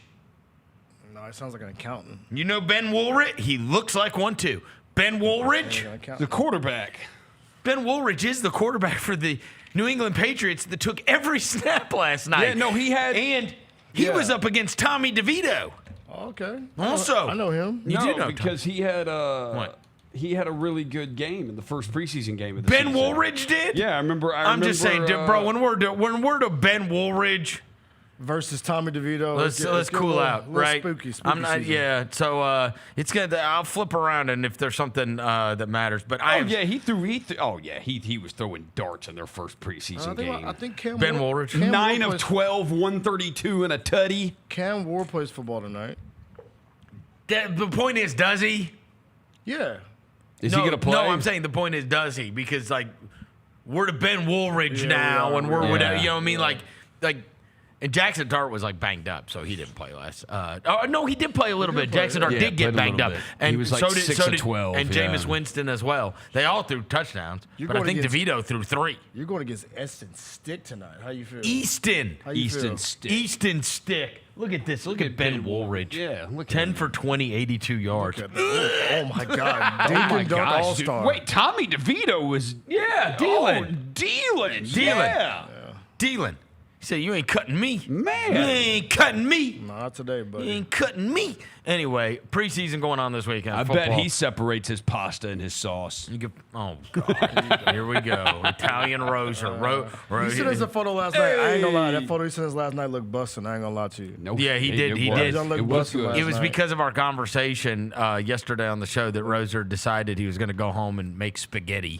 We last were night. already doing that. What? That was already planned. Oh, what? You planned spaghetti night? Yeah. What kind of fruit are you? Well, I didn't plan it. Planned I'm a fruit who plans spaghetti night. You have, Oh, it was freaking delicious. Actually, Thursday night's going to be spaghetti You're night. not- Spaghetti I night. was gonna- Name night. What a You're just wiener. jelly. Name night. You do. You're you just do jelly. burger You nights? didn't That's get not any true. of the delicious spaghetti. No, you know what I did? I went out to the ECS football game because they've got all these dads that grill out there, and I always know. And I always know, like, all right, if there's a football game that I got to take my kid to, then I go and eat there. So then I'm like, because they got great fries and they have great like either burgers, hot dogs, whatever they cook. It's all like cooked outside. There's all these dads that take great pride in being on the grill and whatever. Dad wars on the grill. Yeah. Dad wars on the grill. And so I always eat out there. And I watched Briarcrest versus ECS. I went and I sent you guys that video. I was standing in the end zone. This kid for Briarcrest. They got their quarterback throws dots, and Dude, they got 2 receivers, number 7 and number 4, who are like, I mean, they are Belichick's wet dream. Both of them, like friggin' 2 Wes Welkers. It's unbelievable. Hey, the little catch you said that was a one-hand snag. Send it to Jalen. Yeah, What was the kid's name? I've got the name. What was that kid's name? It's Jacob. Send it to Jacob. Jacob. Oh yeah, Jacob. Jacob's here today. What was the kid's name? It's J.D. Donaldson. J.D. Donaldson. It's on It's on Briarcrest's. I'm slacking it to you. It's on their thing. I was standing right in the end zone when this happened. This kid jumped up and snatched this thing with one arm, and I was like, "Oh my God!" Yeah, man. It was one of the best high school catches I've ever seen in person, for sure. It was nasty. Is this the first weekend of high school football? Yes. This the first official weekend? Yes. I know Jamboree weekend was last weekend. I mean, it was like 42-6 at halftime. Yeah, I see. And what was super funny? And then like ECS came and scored like 3 touchdowns or whatever. ECS's coach is a guy I used to cover at Memphis, Blake Butler. Okay. Their AD is Scott Vogel, who my very first job in Memphis was covering. One of that old radio station I went to, they used to send me on the road with MUS football. And their safety at the time was Scott Vogel. He was awesome. Awesome. And then he played safety, obviously, at Memphis. He was fantastic. I actually saw Vogel last night. He was like, I saw you throwing that football at the Memphis Didn't he also play quarterback at MUS too? Maybe so. He might. I think he played. I mean, he was an athlete, dude. He probably Big did time. play both ends. Big time. Downstairs, check our CVS Slack. I just sent y'all that catch down there. Anyways, they were up like 42-6 or something like that at halftime, and then ECS scored like 3 touchdowns or whatever it was. Little pity second touchdown. half. Got some pity touchdowns. And then running clock, and then they kicked an onside. I think it was like down to like 2 scores, probably like 42-26 or something like that, whatever it was. And then look at this catch. watch this catch. Watch this kid. What was this kid's name? J.D. Donaldson. Look at that catch. Back shoulder. And the throw, I'm man. standing Both against. of I'm those. standing against the gate in the end zone. I was like, oh my God. Shout out J.D. Donaldson. I mean, he twisted his whole body around and snatched this He swung thing. his body to the side. Look at J.D., man. Shout out J.D., man. Good snag, man. Hey, look. Look. Oh, what's this? Oh, yeah. This is another one? He scored, yes, dude. He caught another crazy one?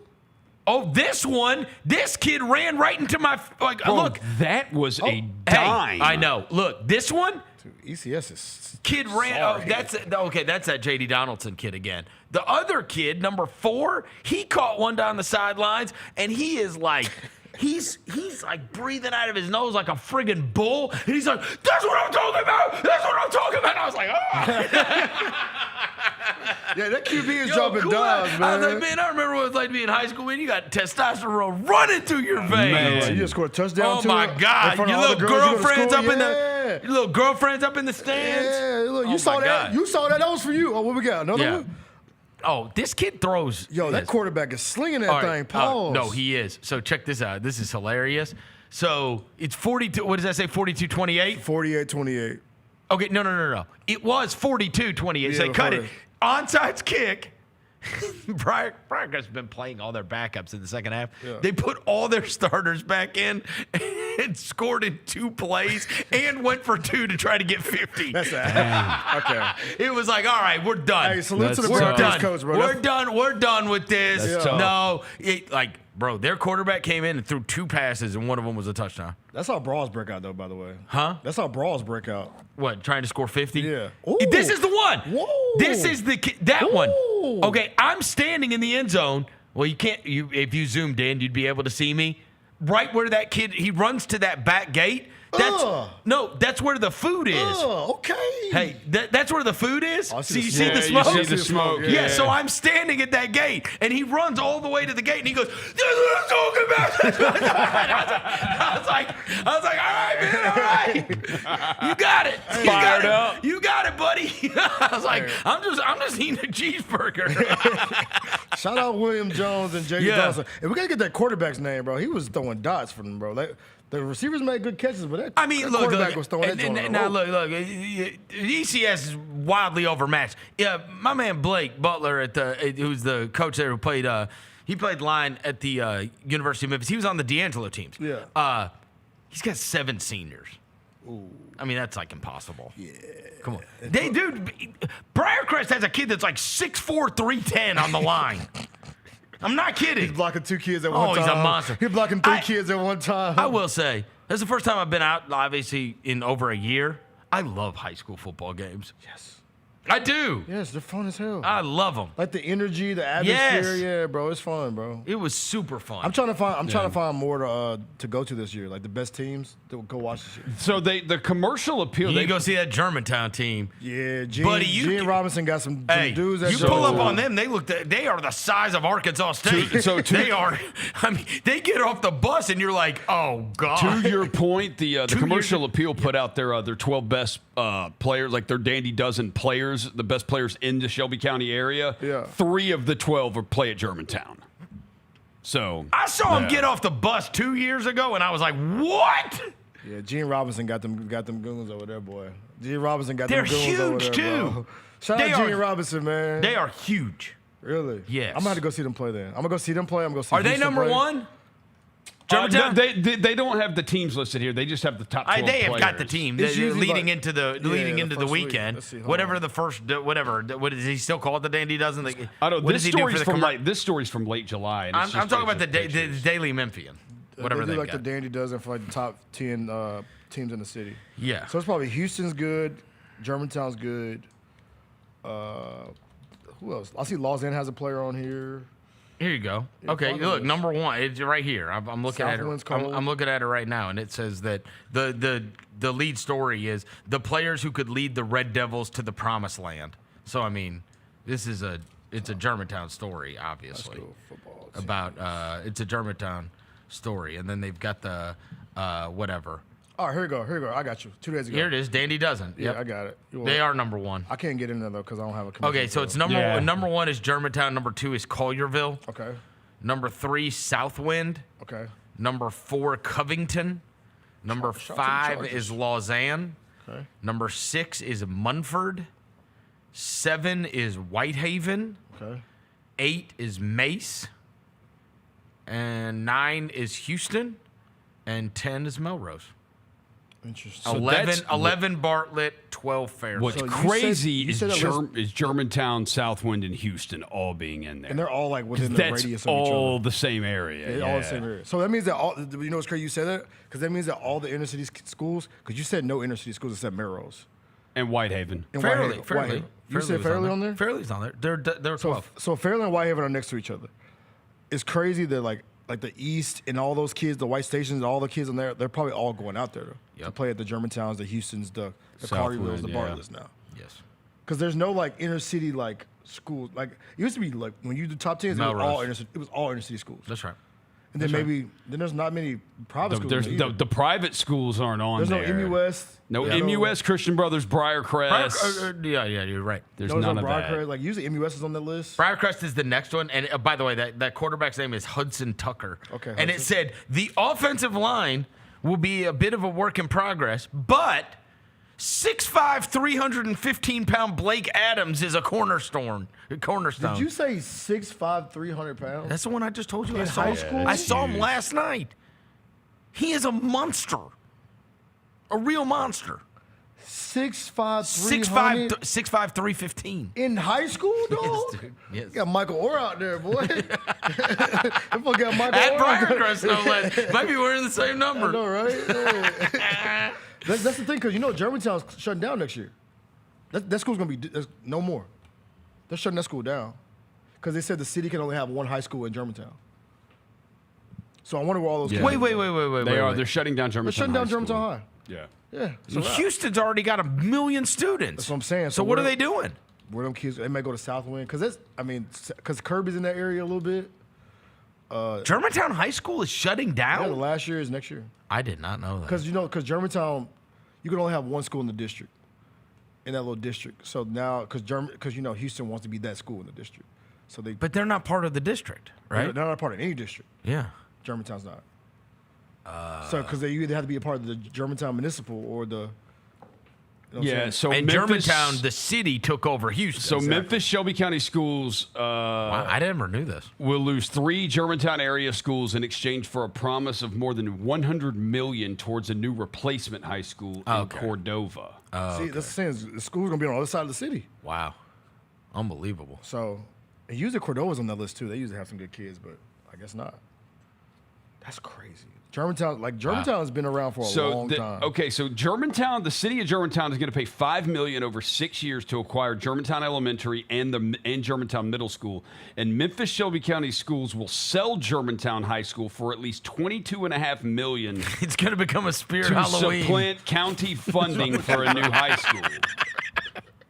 You know, they're going to put the Spirit Halloween sign right there. Put the sign up. Right by the commissary, baby. It's going to be a Spirit Halloween. That's crazy, though, bro. They're just going to shut that. Because what It is crazy. The teachers going to go. Like, that school's been around for a long time, bro. I mean, a lot of students are not Germantown residents. Oh, no chance. Most of them are not. No. Seriously. So shout out. They'll probably have to go to the school in their district. That's what I'm saying. Shout out Paul Mahalam. If you know, you know from back in the day. Germantown Kirby, baseball. Some Kirby, some Southwind. Yeah. Houston to get some of the kids, but they got the best football team in the city, so. Oh, I know. Yep. Dang. All right. We got college football starting tomorrow. We got Iowa State, Kansas State at 11 a.m. Then at 3 o'clock, the debut of Dan Mullen versus Idaho State. That is, I don't know if that thing's going to be on TV or not, but it is not listed as a TV, so we might have to stream the debut of Dan Mullen or just keep up with it via internet. We got Kansas, Fresno State at 5:30 on Fox. Western Kentucky, Sam Houston at 6 on CBS Sports Network, and then at 6:30. It says CBS. And Paramount, bro. Paramount Plus. This game's going to be on CBS. Hawaii, Stanford. CBS. That's on CBS? CBS Paramount Plus, bro. Let's go. Wow. Hawaii, baby. Let's go. Hawaii versus Stanford. Yeah, sure enough. That is tomorrow night the debut of Frank Reich as the head coach at Stanford. Why have Georgia, Florida? CVS when you can have Hawaii Stanford. That is so weird. Timmy Chang, baby. That is Timmy so, Chang on the sidelines. It is so weird. So, anyways, yeah, we are going to have at least some college football games that are going on tomorrow. Everybody have a wonderful and safe weekend. Thanks to Devin Walker. Thanks to Jay Croucher. Thanks to Gary Parrish. Thanks to John Roser across the glass. Thanks to Jacob back in the studio. We will be back on Monday. Until then, we gone.